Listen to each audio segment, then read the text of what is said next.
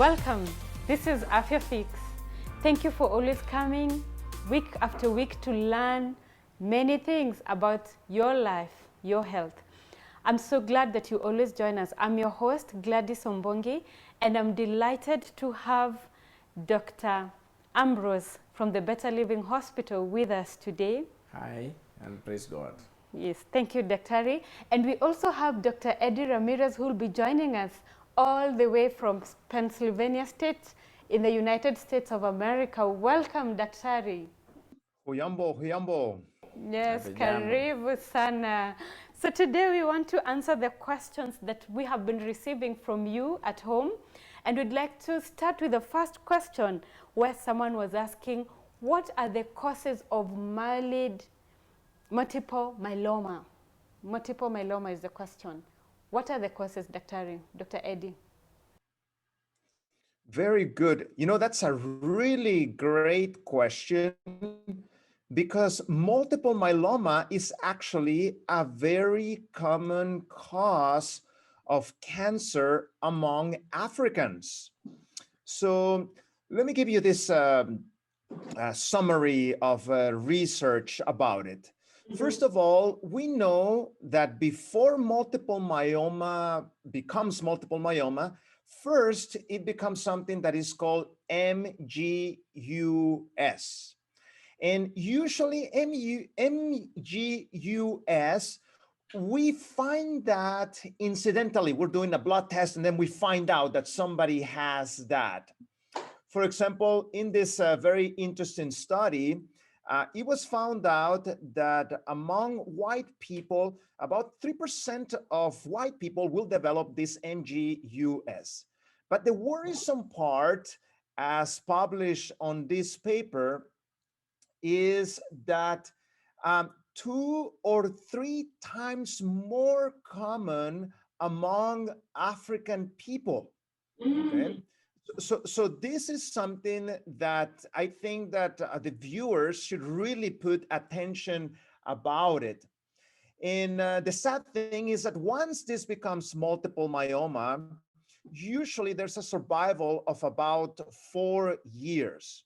So if we want to win the battle against this common disease, we need to understand the cause of the problem, because usually there is no treatment when you develop the multiple myeloma. We need to win this battle at the level of the prevention.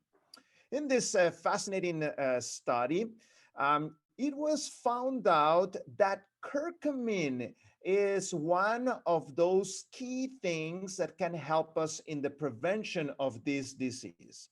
You can see in this study, they took some cells of this cancer, MGUS, and they started multiplying very fast, these cells. But when curcumin was added to this experiment, you can see the line in the bottom, it responded beautifully. The cells didn't continue to increase, but rather started going down. In fact, in this other study, this was actually a randomized control trial, which is the highest standard when you're doing a research. It was found out that 1 out of 3 patients responded really great for 100 milligrams of daily curcumin. I know that many people in Kenya don't like, spices, but curcumin is not something that is spicy. It adds just the color side of things. Compared to the people that were doing placebo, the numbers kept on increasing regarding their multiple myeloma. So in this study, it was determined that curcumin, taking this curcumin may delay the progression from MGUS to multiple myeloma. So especially if you have been diagnosed with this, you better use some of this. Now, let me just finish the question, the following inquiry, where this disease actually comes from. This is a fascinating study, well done study, big population, and it was found out that eating animal products, especially chicken, increases dramatically your risk of this disease. Here is, citing the article literally, it was found out that chicken meat increases your risk of multiple myeloma. In fact, not only the people that eat it, just the fact that you are around chickens, especially people that are selling the chickens, people that are raising the chickens, that increases dramatically your risk because it is believed the origin of this disease is zoonotic. In other words, it comes from viruses that are in the chickens that affects humans. And to me, this is fascinating because in a book called The Ministry of Healing, if you have not read this book, I recommend you Google that book and get this book. Notice what it says in that book. People are continually eating fresh foods that is filled with tuberculosis and cancerous germs. Tuberculosis, cancer, and other fatal diseases are thus communicated. And also this one, flesh meats constitute the principal article of food upon the tables of some families until their blood is filled with cancerous and scrofulous tumors. And that is exactly what happens when you partake of chicken. In fact, we know very good another risk factor is diet sodas. Avoid that diet sodas. This actually is a study that was published from Harvard University. And finally, another two risk factors is the acrylamides. What are those acrylamides? When you fried things, you create acrylamides. So frying cassava, frying potatoes, or any of those fried foods are not the best foods for you. You are increasing the risk of multiple myeloma, according to this study. Again, fascinated. The same author of Ministry of Healing, she says that pickled foods are not the best foods for you because they give you poor blood, which is the origin of this disease. And that's exactly what the research shows. In this big study from China, it was found out that people that eat brine vegetables and pickles, they increase significantly the risk of multiple myeloma. So, as you can see, there are things that we can do. And one of them, as it says here, is to avoid these types of pickle foods. So, yeah, if I was you, I would avoid those foods as you decrease the risk of this problem. Wow, you have really put it so clearly. Chicken, being around chicken, rearing chicken would actually almost expose you, taking chicken. Fried stuff, food that is highly fried. And I am just thinking this is a threat to some industry. Yet it's actually, it's true to hear that this can actually be some of the causes of this cancer. That is very common in Africa, Daktari. Correct. Have you seen these cases in our hospital here? Yes, they do come in our hospitals. They are not as common because of the numbers that we deal with, because of the specialty we are in. But yes, they do happen, and it's a reality. Some of the time we hear some of these diseases and we think they are far off. But yes, multiple myeloma is a common diagnosis of cancer of the blood in this environment. It's also noteworthy to note that we have had an increase in the uptake of fried chicken. Now it is chicken and it's also fried. So it is important that you relate our current lifestyle or our current eating habits with the diseases that we see more and more. Yes. It's first it is chicken, secondly it is fried in deep oil. Of so course. you are kind of increasing the chance. And the oil is used over and over again. And I'm told in the market there are methods that they use to keep the same oil burning for longer. And clearer. But what Dr. said actually remains in the oil. It remains in the oil. The free radicals. And it's like we are taking poison little at a time. Yes. Very sad indeed. We are so grateful for that question. Indeed, it's a whole topic of study. Let's look at another question. We get a question from one of our viewers who said, I recently suffered what the doctors told me is called idiopathic transverse myelitis.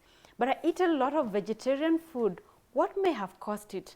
Dr. Would you like to take us that before I go to Dr. Eddie? First, I think I'll put it with a bit of salt in it. That Yes. idiopathic means the cause is literally not quite well known, not very well understood, and that means the doctor remains an idiot and the patient is pathetic. Oh, There's really? yeah, in terms of the cause, and therefore, in the question in itself, you notice that the actual cause may not have been pinned down. Yes. Wow. Let's hear what Dr. Eddie has to say about that question as well. Over to you, Dr.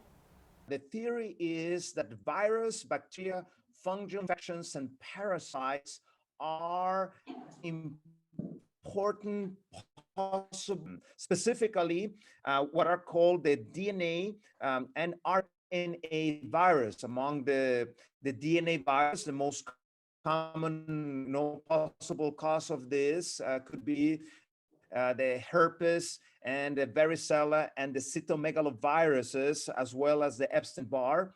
And among the RNA viruses, the dengue, as you're very well aware there of this type of disease transmitted by mosquito, and the influenza.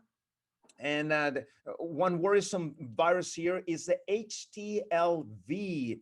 HTLV is a virus that potentially is transmitted by the consumption of milk and animal products, specifically beef. So one of the reasons why, we need to be very careful on what we expose ourselves to.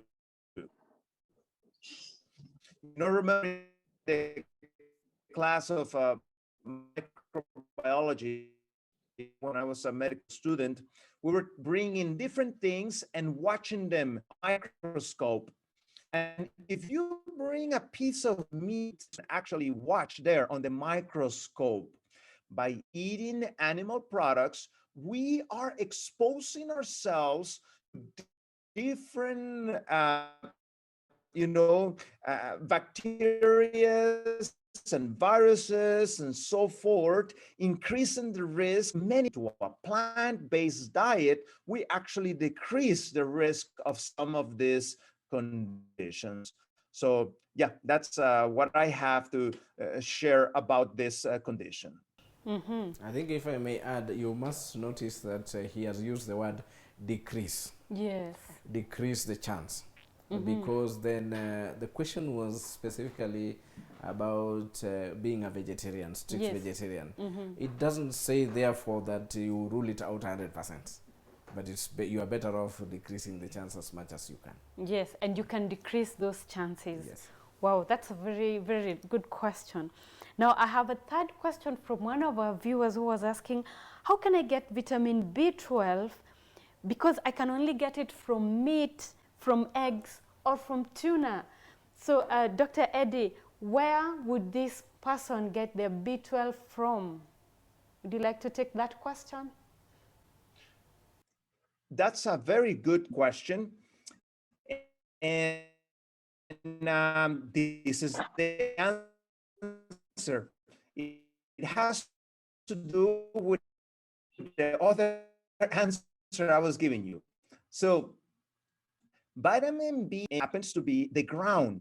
And when, for example, the cow doesn't generate the vitamin B12 by itself. It needs to acquire that vitamin B12. Where does it get it?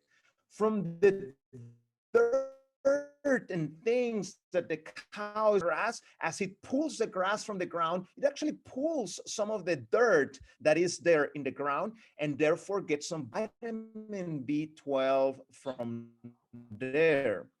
In the same way, I was sharing this study during the program in another program, how a vegan group in Iran shocked the researchers because when they went and checked their vitamin B12 levels, their vitamin B12 was actually,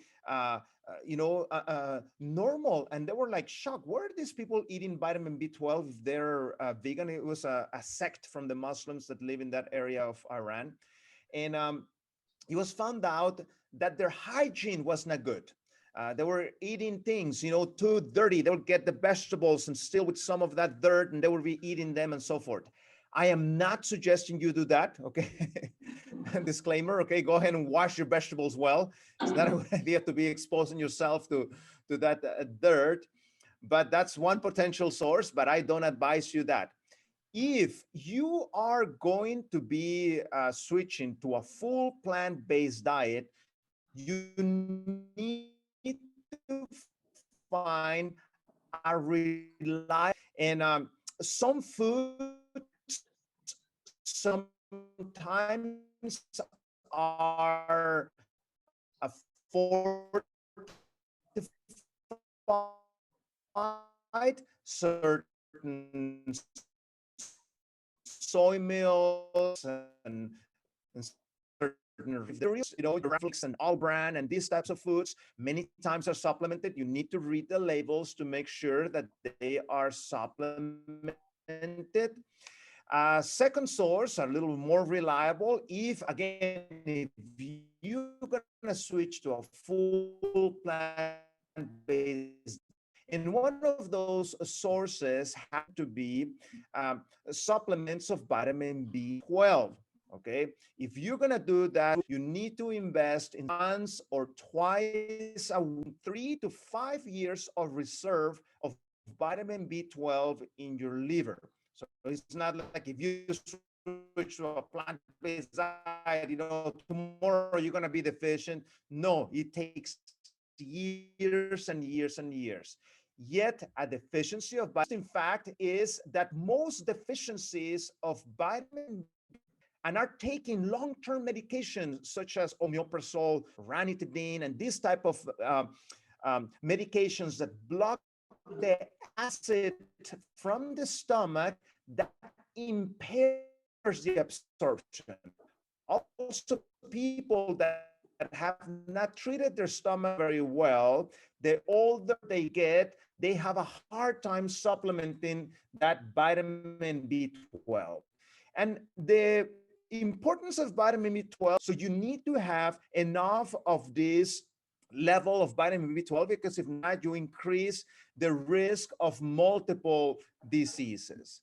So the most common cause of vitamin B12 in the clinical practice is actually from people getting older. As the people ages, their levels of vitamin B12 decrease. This is an article from the American Journal of Clinical. A good source of vitamin B12.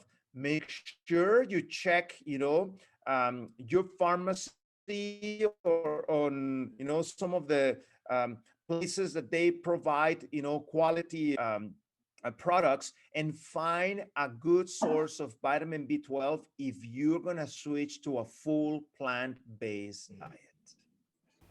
Good. That makes it very clear that we cannot necessarily suffer from a lot of deficiencies of B12, Dr. Yeah, as he has mentioned, the body requirement per day or per hour is very, very low, and the storage is fairly adequate. Yes. And the fear should not be one of the driving factors in our mind. Fear can be a good. Correct.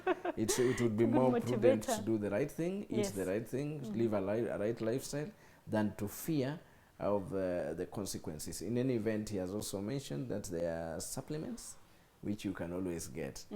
So I think one needs to live with the conviction of doing the right thing. Correct. We're going for a break, and when we will come right back, we will look at some of the questions that we continue to receive from you. So if we've not answered your question, please do not go away. We'll be right back.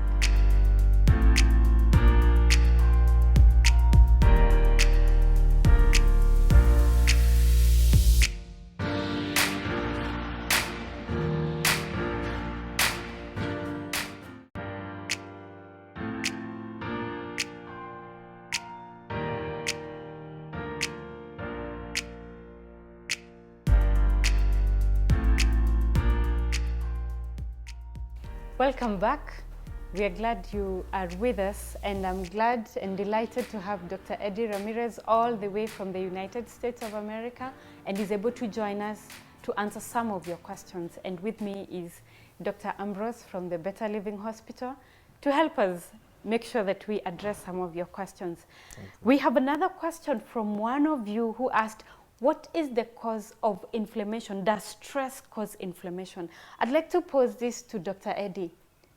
Is stress and inflammation related? Please take it away. Mm-hmm. That's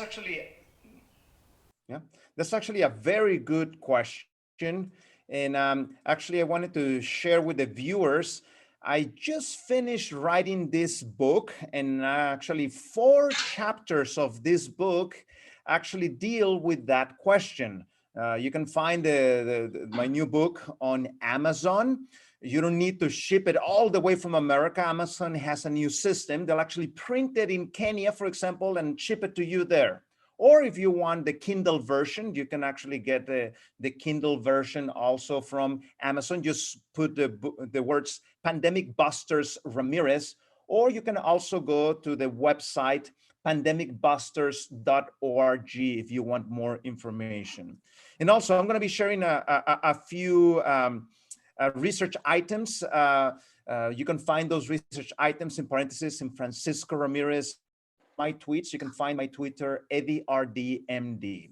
So look at this. I just put this Twitter yesterday, and it increases the risk of Alzheimer's. And if you read in the journal, you will find out that the reason why it increases Alzheimer's risk, dementia, is because not only that one, look at this one that I also put a couple of days ago, how a bad marriage is actually as bad as smoking. Why is a bad marriage as bad as smoking?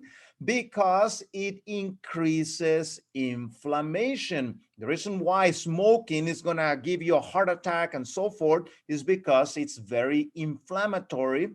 The reason why this is going to give you very bad problems is because it's inflammatory. And the research is very clear. You know, there's a page I like to use very much to look for scientific articles. It's called Google Scholar. And if you just put the words stress and inflammation, you're going to see study over study over study over study over study demonstrating that relationship between stress and inflammation. And the reason why stress is so inflammatory is that it triggers the same pathway, the same road that bad food gives you inflammation, the same way that not sleeping enough gives you inflammation, the same way that exposing yourself to certain virus and bacteria gives you inflammation. Stress in your body so that you can end up reacting in the wrong way, and then inflammation goes up. So you can see here sources very well known that stress is definitely a trigger for inflammation. So here's the question, doctor, what am I going to do? You know, see, the problem is not the stress. The problem is how we react to the stress. And this is my own study. You can find it there on that ResearchGate page that I share with you. We were trying to see the effect of different methods of relaxation on the mental health. And we found out the worst thing you can do is not have a relaxation method. You know, that's very bad. You need to find a way to deal with the stress. But interesting, you know, one of the most promoted methods today is actually Eastern meditation. We found in our study that Eastern meditation is almost as negative in the stress relief effect as not having a relaxation method. So Eastern meditation is not the answer to your problem. In fact, we found out in a study that the two best methods to deal with stress, number one is Bible study, and number two is prayer. And it's what I tell my patients. It's like a boat. You know, every one of us have a boat. That's our body. How we treat our body will determine if our boat will continue to float and give us long life. And the key of this is actually inflammation. See, when you're in your 30s, the diet that you have, how you're handling stress, how much sleep you're missing, having problems with diabetes or pre-diabetes, if you have problems with high blood pressure, you'll start cracking your boats.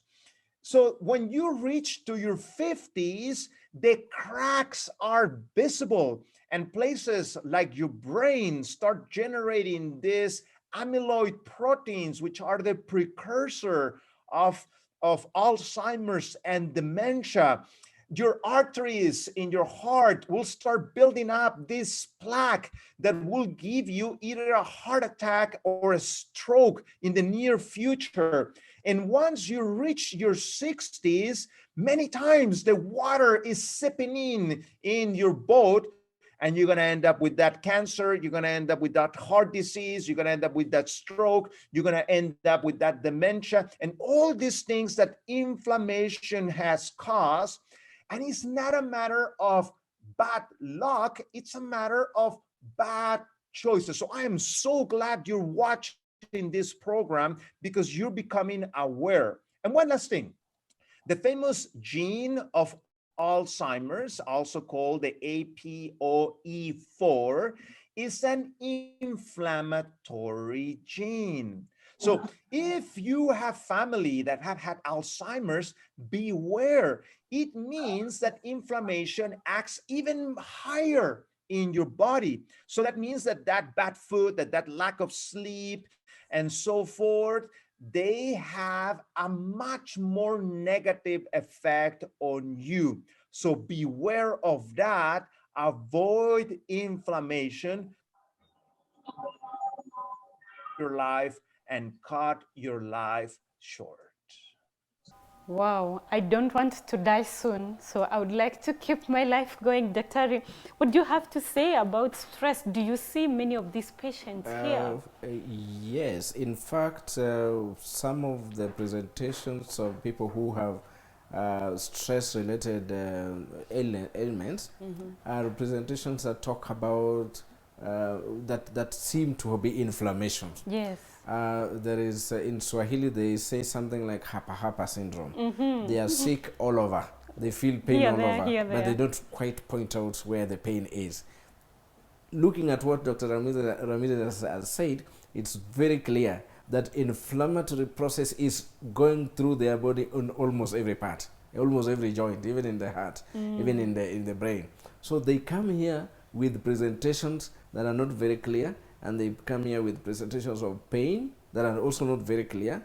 But the truth of the matter is, the very basic thing in the background is stress. Is stress. Yes. And so it's true, stress does cause inflammation. And we can actually get rid of that by doing some of the things that Dr. Ramirez has suggested. Correct. And we can actually make a very deliberate effort to secure our boats. Yes. Your health is really a very personal issue, and you really have to take control of your own health. I would like to just read one last question from one of us who this program has been very encouraging, and these are some of the words that he says. Your program is so encouraging. Pray for me, as well as I have been sick and I've been to hospitals, but I haven't gotten better. And he mentioned that day she or he had a bad day and needed to do some tests, and it was going to cost this person about 9,000 shillings.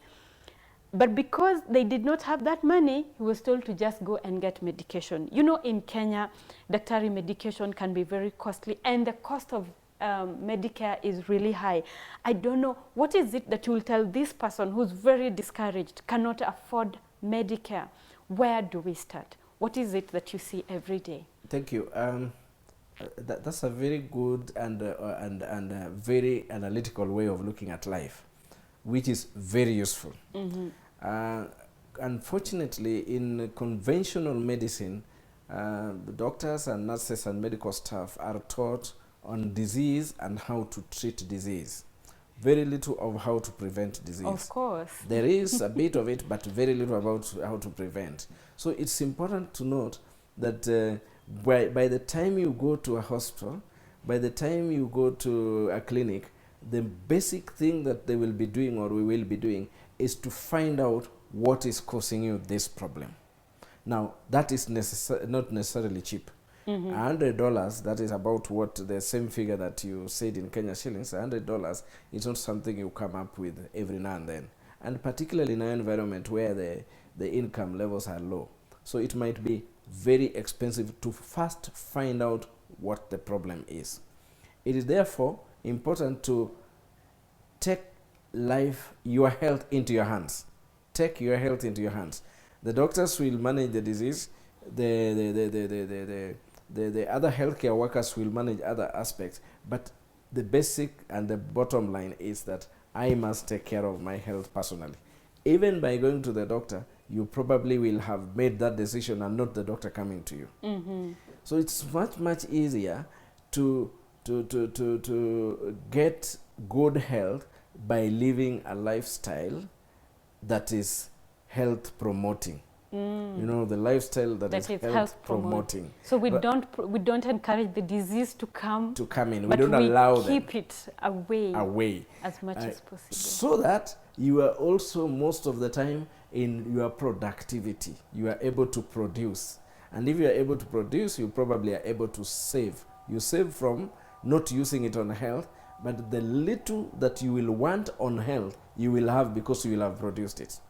So it makes economic sense to spend in keeping healthy rather than spend in curing. And keeping disease away. And keeping the disease away. Thank you very much. And that's a very important question. You know why? I mean, question and answer as well, what you have just said. I don't know what's the situation over there, Dr. Eddie, in terms of healthcare, the costs. Are they not very expensive? Maybe you can just take a few minutes to tell us about this.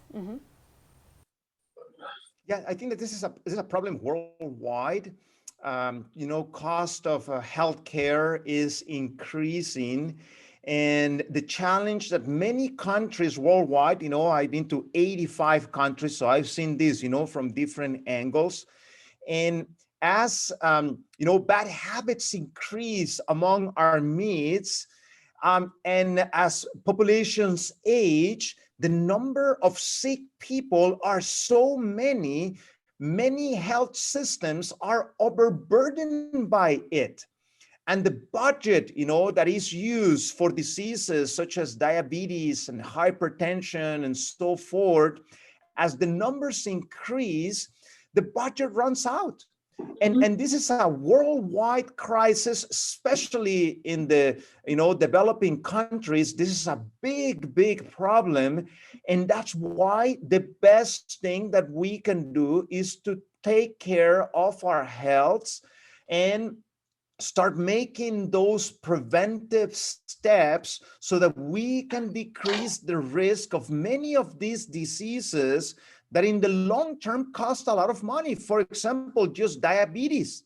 You're diabetic, you need to take, you know, 1, 2, sometimes multiple medications a day for the rest of your life. I mean, that is a lot of money to be paying for this. While, you know, better choices, you know, taking care of your body weight, watching what you eat, making sure you have enough sleep, and all these good behaviors decrease your risk of you falling into one of these diseases that will cost a lot of money in the long term. So it is always better to prevent than to treat, says the saying. And that saying is true. That's very true. Prevention is better than cure. There's an English adage like that. However, I think it's also important to educate the masses. Yes. Even that good health might need some little money. So you need to plan for your healthcare financing. And for today, we might not go into details, but it's good to plan for healthcare financing. Join a healthcare financing scheme, either the government sponsored one or private ones, because illnesses do not give notices. So you will not be sick at your best of finances. So it's important to balance, to cushion yourself against Any financial eventuality, any yeah. eventuality. You need to cushion yourself financially. And that also tells me that it is also important that financial institutions, the healthcare financing institutions, should be remembering, because this is where they really go wrong. They should remember that it is cheaper for them to pay for the preventive Part of health. than the to curative. eventually pay for the curative. It might be much more economical or much more profitable to pay for the preventive health care. It's true, and you mentioned something about training and health and education. Tell us about the upcoming seminar that we are going to have just in a few days, actually 2 weeks. We are going to have a seminar on between 11th and 18th of July, and it will be held right here at Better Living Hospital. Yes. And this will be equipping many of us, those who are healthcare workers and even non-healthcare workers, in managing health lifestyle diseases and managing keeping lifestyle wellness. And I think it is one of the courses that one would require for themselves and for the people around them, because very often when we are sick, we go to the nearest people around us to help us manage our illnesses and our finances. So this will be a good course for anyone. Healthcare workers may find it very close to their heart, but anyone is in a position to train and benefit from it. And thank you for that. And we are so glad that Dr. Eddie will be one of the trainers in this upcoming seminar. So it's really a great honor to have you, Doctor, and we look forward to having you here in Nairobi in the next few days. So karibu tena. Asante. Yes, karibu There's one nyumbani. more trainer that you might need to mention, Yes. just to prepare us to welcome them around. Yes. Dr. Eddie is much more known around, but Yes. there's one more guest. Yes, we will also have Esther Juarez. She comes from Weimar Institute, where Dr. Eddie has been working in Weimar, and now he has moved to another place in Health Lifestyle Ways. Actually, he's able to explain it better than I do. And we are really delighted to have these trainers. It's really one of those very interesting seminars that happen once in a lifetime. So we really all need to be there. Thank you. So, and you can actually, what is it that you expect to learn in this seminar? Maybe Dr. Eddie, you can tell us one or two things that this Powered Up Plus seminar is going to actually tell people who will join. Yeah, we're going to empower you to be, more knowledgeable. Number one, about these interventions, about the things that that you can practically do to prevent many of these, conditions that we have been talking about. We will also be teaching you how to impact your community in a positive way, how to teach these principles in your community. There will also be a section there about how to do health coaching. If you want to motivate somebody to do those positive changes, what are the steps that you can take about that? And also we'll be dealing a little bit with the, theological aspects. All these principles, God gave them to us in his word. So we'll be reviewing, some of those principles and, the etiology, the origin, where did this come from? And, the Bible is way ahead of its time. It was talking about hygiene because before public health authorities were talking about this. It was talking about the principle of circumcision way before, the World Health Organization was promoting this, and many other things, it's way ahead. So we'll be reviewing some of those aspects also. It is a fantastic seminar.